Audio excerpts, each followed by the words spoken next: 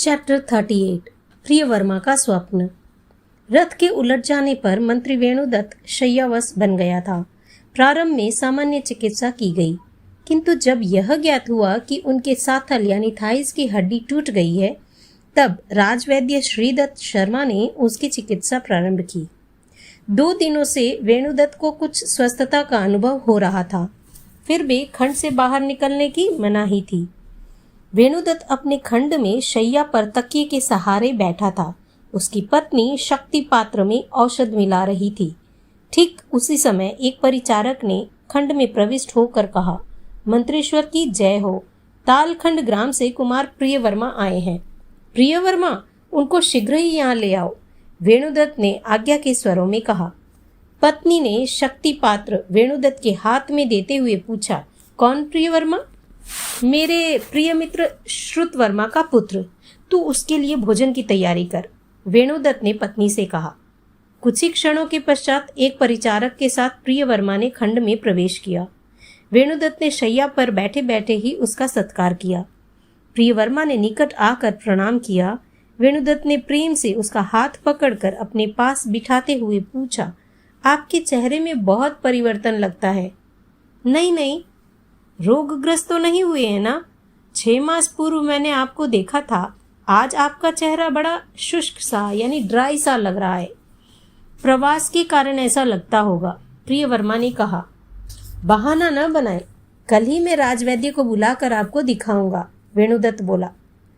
वास्तव में मैं रोगग्रस्त नहीं हूँ, परंतु आपको, बीच में ही मंत्री बोला, साथल की हड्डी टूट गई थी, इसलिए राजवैद्य के कथानुसार शय्यावश हुआ हूँ, यानी कि बेड पर पड़ा हूँ। ओ, हड्डी कैसे टूटी? प्रियवर्मा ने पूछा। वेणुदत्त ने संक्षेप में सारी बात बताई। प्रियवर्मा फिर स्नान आदि के लिए एक परिचारक के साथ चल दिया। कुछ समय पश्चात स्नान भोजन आदि से निवृत्त होकर प्रियवर्मा पुनः वेणुदत्त के खंड में आया और इधर उधर की बातें करते हुए बोला, वर्षा का तांडव शांत हो गया है, कुछ समय के लिए बाहर जाऊं? युवराज श्री के पास जाना है, किंतु युवराज श्री तो अभी मिलेंगे नहीं। क्यों? वे चित्रलेखा नाम वाली एक नर्तकी के प्रेम में फंस गए हैं। संभव है वे अभी वहीं होंगे। मैंने सुना है कि आज चित्रलेखा के वहां नृत्य होगा। युवराज और चित्रलेखा दोनों के बीच प्रेम, यह विचार आते ही प्रियवर्मा का हृदय कांप उठा, किंतु मनोभाव को घुमाते हुए बोला, देवी चित्रलेखा और युवराज का परस्पर प्रेम? मेरा यही अनुमान है। मगध की महारानी बनने के लिए चित्रलेखा के प्राणों में प्रेम जागृत हुआ हो। प्रियवर्मा मौन रहा। वेणुदत्त ने पूछा, मौन कैसे रहे? मन कर रहा है कि आज चित्रलेखा का नृत्य देखाऊं, परंतु क्या वहां कोई भी जा सकता है? चित्रलेखा के वहां कोई भी जा सकता है। उसने राजनर्तकी का पद त्याग दिया है। बड़ी विचित्र नारी है। कल ही मेरे गुप्तचरों ने मुझे बताया कि कुमार जयकीर्ति और देवी चित्रलेखा में गाढ़ा परिचय हो गया है। कुमार जयकीर्ति उसके प्रेम में पागल हो रहा है, ऐसा अनुमान है। जयकीर्ति? हाँ, महाबलाधिकृत का ज्येष्ठ पुत्र, बड़ा पुत्र। ओ, प्रियवर्मा की ये बातें बड़ी विचित्र लगने लगी। उसके मन में अनेक विचार आने लगे। चित्रलेखा, युवराज, जयकीर्ति, प्रेम। ओह! रात्रि का प्रथम पहर पूरा हो गया। प्रियवर्मा शयन खंड यानी बेडरूम में जाकर शैया बेड पर सोने की तैयारी करने लगा। उसके दिमाग में अनेक विचार आ जा रहे थे। मैंने दस्यु से देवी चित्रलेखा की रक्षा की, स्वागत किया, उसके नयनों में कविता उभरी, दोनों के हृदय भाव परस्पर टकराए और प्रस्थान के समय उसके नयनों में कितना तेज, कितनी पवित्रता। किंतु प्रियवर्मा विचारों के आवर्त में गोते लगाने लगा। यदि आज वह चित्रलेखा के भवन में गया होता तो उसे प्रतीत होता कि चित्रलेखा कोई सामान्य स्त्री नहीं है। उसके रूप को अपना बनाने के लिए अनेक युवा हृदय तड़पते हैं, फिर भी वह रूप किसी के चरणों में नत नहीं होता। वह ऐसी है कि केवल एक कटाक्ष में सबके प्राणों में उथल पुथल मचा देती है। प्रियवर्मा आज चित्र प्रसाद में गया होता तो उसे देवी चित्रलेखा के ऐश्वर्य का पता चलता। उसके पास ऐसी समृद्धि है, ऐसा वेल्थ है कि जो राजा महाराजाओं के पास भी नहीं है। किंतु प्रियवर्मा प्रच्छन्न ईर्ष्या के वशीभूत होकर शैया पर पड़े पड़े करवटें बदल रहा था। वह एक प्रहर तक विचारों से आंदोलित होता रहा और रात्रि के अंतिम पहर में कुछ समय तक सो सका। अधूरी नींद, स्वप्नों का जाल, स्वप्न में जय कीर्ति और चित्रलेखा, युवराज और चित्रलेखा। स्वप्न के सीन एक एक कर उभरते हैं, मिटते हैं, नए नए चित्र, नई नई उमंगे। और इसी समय स्वप्न में प्रियवर्मा ने देखा कि चित्रलेखा उसकी ओर आ रही है। देवी प्रियवर्मा को की ओर देखती है और चौंक उठती है। वह चीखे उससे पूर्व ही प्रियवर्मा बोल उठता है, देवी, मैं प्रियवर्मा, मैं आपको नहीं पहचानती। आप मेरे उद्यान में क्यों आए? जल्दी यहाँ से भाग जाएं। चित्रलेखा के रोषपूर्ण शब्द प्रियवर्मा की कानों से टकराते हैं। देवी, आपके निमंत्रण पर मैं यहाँ। मेरा निमंत्रण? चित्रलेखा हंस पड़ती है और हंसते हंसते कहती है, मैं आपको जानती ही नहीं, फिर निमंत्रण कैसा? आप पागल तो नहीं है ना? प्रियवर्मा कांप उठा। आप यहाँ से चले जाएं, चित्रलेखा ने कहा। प्रियवर्मा वहां से चल पड़ता है। कुछ दूर जाकर वह मुड़कर देखता है, जय कीर्ति और चित्रलेखा दोनों हंस रहे हैं। यह हास्य उसके गालों पर तमाचा सा प्रहार करता है और प्रियवर्मा वहां से भाग जाता है। प्रियवर्मा उसी समय शैया से बेड से नीचे गिर जाता है। स्वप्न की श्रृंखला टूट जाती है। न उद्यान है, न चित्रलेखा और न जय कीर्ति। आंखें मसल कर वह चारों ओर देखता है। उषा का मधुर प्रकाश चारों ओर से बिछ जाता है। वह शैया पर बैठता है और उसके मन में यह प्रश्न उभरता है कि क्या स्वप्न में जो देखा वह सत्य है या। वर्मा की इच्छा न होने पर भी वेणुदत्त ने राजवैद्य को बुलाकर प्रियवर्मा की जांच कराई।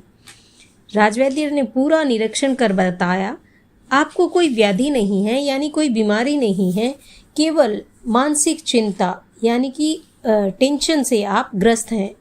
आप एकांत में न रहकर आमोद प्रमोद करने यानी कि घूमने फिरने, साथियों के साथ बाहर निकलें और चित्त प्रसन्न रहे, ऐसे कार्य में लग जाएं। आपके लिए औषध है आनंद और निश्चिंत रहना ही है पथ्य। राजवैद्य की बात सुनकर प्रियवर्मा ने वेणुदत्त से कहा, जो मैं कहता था वही बात है ना? वेणुदत्त बोला, रोग नहीं, यह तो सत्य है, किंतु रोग का मूल तो विद्यमान है। तुम आए हो आनंद करने, घूमने फिरने और पूरे दिन घर में ही सोए रहते हो। इस विधि से तो शरीर और मन दोनों बीमार हो जाएंगे। प्रियवर्मा मौन बैठा रहा। वेणुदत्त बोला, तुम आज्ञा दो तो मैं चित्रलेखा के वहां जाने की व्यवस्था करूं। मुझे नृत्य में तनिक भी रस नहीं है, फिर भी वहां जाने से मन बहलाव तो होगा ही। मैं अभी दूत भेजकर यह ज्ञात करता हूं कि आज नृत्य का आयोजन होगा या नहीं। प्रियवर्मा मौन रहा। वह चित्रलेखा के विचारों में निमग्न होकर बैठा रहा। देवी चित्रलेखा के नयनों में प्रतिबिंबित प्रेम भाव उसकी आंखों के सामने उभरने लगा। तालखंड ग्राम की सीमा से प्रस्थान करते समय वे नयन कितने व्यग्र बने थे। क्या यह सारा अभिनय मात्र था? नहीं नहीं नहीं, अभिनय ऐसा नहीं होता। अभिनय की भाषा कृत्रिम होती है। देवी चित्रलेखा के नयनों में तो हृदय के सारे भाव सूर्य विकासी कमल की भांति प्रस्फुटित हो रहे थे। तो युवराज और जय कीर्ति? प्रियवर्मा का मन पुनः विचारों से आवृत में फंस गया। चित्रलेखा के प्राणों में यदि मगधेश्वरी बनने की ललक जाग उठे तो इसमें आश्चर्य ही क्या है? क्या वह रूप की रानी मगधेश्वरी बनने के योग्य नहीं है? तो फिर जय कीर्ति बीच में कैसे आ गया? ओह, कुछ भी समझ नहीं आ रहा है। इतने में ही चित्रलेखा के नृत्य को ज्ञात करने गया हुआ दूत वहां आ गया। वेणुदत्त ने पूछा, क्या पता चला? आज चित्रलेखा किसी नृत्य समारंभ में भाग नहीं लेगी, दूत ने कहा। तू किससे मिला था? उद्यालक से। उसने ही मुझे बताया कि देवी चित्रलेखा आज आर्य जयकीर्ति के साथ नौका विहार करेगी, इसलिए नृत्य की आयोजना नहीं की गई है। दूत ने कहा, जयकीर्ति के साथ नौका विहार यानी कि बोटिंग। सुनते ही जय प्रियवर्मा के चित्त को मानो चाबुक का प्रहार पड़ा हो, हंटर लगा हो, ऐसा अनुभव हुआ। वेणुदत्त ने दूत को विदा कर कहा, प्रियवर्मा, शास्त्रकारों ने कितना सच कहा है। क्या? प्रियवर्मा ने पूछा। स्त्री का मन, उसकी गति, उसका हृदय मापा नहीं जा सकता। किसी ने उसको मापा नहीं है। वास्तव में स्त्री एक अगाध सागर की भांति होती है। मैं भी यह समझ नहीं पा रहा हूं कि देवी चित्रलेखा युवराज के प्रति प्रेम रखती है या जयकीर्ति के प्रति। यह समाचार सुनकर तो मेरा अनुमान होता है कि युवराज की आशा को जयकीर्ति जीत जाएगा। प्रियवर्मा बेचारा क्या ही कहे। वह तो यहाँ चित्रलेखा से मिलने आया था और यहाँ के वातावरण को देखकर तो वह अवाक रह गया। प्रियवर्मा का मौन देखकर वेणुदत्त बोला, ऐसी वर्षा ऋतु में भी नौका विहार? वास्तव में स्त्री एक आश्चर्य है और जब तक संसार रहेगा तब तक स्त्री एक आश्चर्य ही बनी रहेगी। रात्रि का प्रथम पहर पूरा हो गया था। भागीरथी नदी के विशाल वक्षस्थल पर एक सुंदर हंस नौका गतिशील थी। उस नौका के मध्यांतर भाग में देवी चित्रलेखा, चित्रा और हंसनेत्रा ये तीनों बैठी थी। उसके सामने के आसन पर मगध के महाबलाधिकृत का नौजवान पुत्र जयकीर्ति बैठा था। वह किसी विचार में मग्न था। उसके भव्य ललाट पर चिंता की 3 रेखाएं उभर रही थी। बाहर के भाग में उद्यालक, माधवी और अन्यान्य परिचारक खड़े थे। आकाश बादलों से आच्छन्न था। It was cloudy. मंद मंद वर्षा हो रही थी, ड्रिजलिंग। ईशान कोण में बिजली चमक रही थी, लाइटनिंग। नौका चालक नौका को समान गति से खे रहे थे। गंगा का प्रवाह भी तेज हो रहा था। चित्रलेखा ने विचार मग्न जयकीर्ति की ओर देखकर कहा, बोलो, क्या पसंद है, प्रेम या बलिदान? जयकीर्ति ने चित्रलेखा के तेजोमय बदन की ओर देखा। उसे देखने में वीरत्व झलक रहा था और यौवन का मधुर काव्य भी। उसके अंतर में उछलती आशा का प्रकाश भी था और अर्पण की एक रेखा भी थी। वह बोला, देवी क्या चाहती है? मेरा प्रश्न केवल मेरा ही नहीं है, तो मगध के कल्याण का है और मगध की जनता मांगती है आज बलिदान। आपकी कल्पना क्या शक्य बनेगी? श्रद्धा और निस्वार्थ भाव से दिया गया बलिदान अशक्य को भी शक्य बना देता है। तब तो देवी की आज्ञा ही मेरा कर्तव्य होगा, जयकीर्ति ने दृढ़ स्वरों में कहा। आज मगध धन्य हुआ। प्रिय, कल आप महात्मा चाणक्य के पास जाएं। मैं प्रवास की व्यवस्था कर देती हूँ। मगध के कल्याण के लिए आपको क्या करना है, यह सब आपको आचार्य विष्णुगुप्त ही बताएंगे।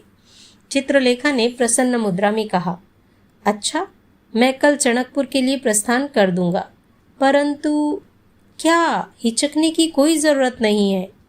देवी की प्रसन्नता आपके साथ ही रहेगी, किंतु एक बात आपको सदा याद रखनी है, कहकर चित्रलेखा ने वेदक दृष्टि से जयकीर्ति की ओर देखा।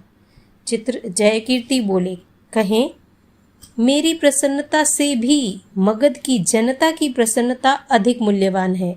मेरे प्रेम से भी मगध का प्रेम अपूर्व है।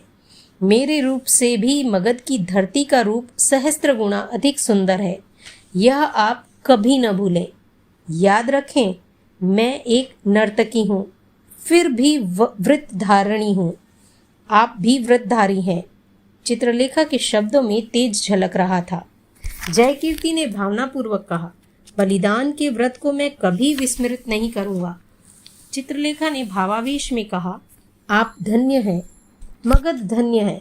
जब तक भारत में बलिदान की इस प्रकार पूजा होती रहेगी, तब तक इस देवभूमि को कोई भी चिंता नहीं है। फिर भी वह चित्रा की ओर देखकर बोली, चित्रा, अपने पीछे 2 जो नौकाएं आ रही है, वे दिख रही है या नहीं? तत्काल चित्रा उठी और बाहर जाकर देखा। उसने देखा कि वे 2 नौकाएं काफी निकट आ चुकी है। वह तत्काल अंदर आकर बोली, देवी दोनों नौकाएं अत्यंत निकट ही है। नौकाएं किसकी होगी? सघन अंधकार में उनको पहचान पाना कठिन है। दीपमाला के प्रकाश में इतना मात्र जान पाई हूँ कि वे अति निकट है, चित्रा ने कहा। अच्छा, उद्यालक को बुला ला, चित्रलेखा ने कहा। तत्काल चित्रा बाहर खड़े अपने पति उद्यालक को बुला लाई।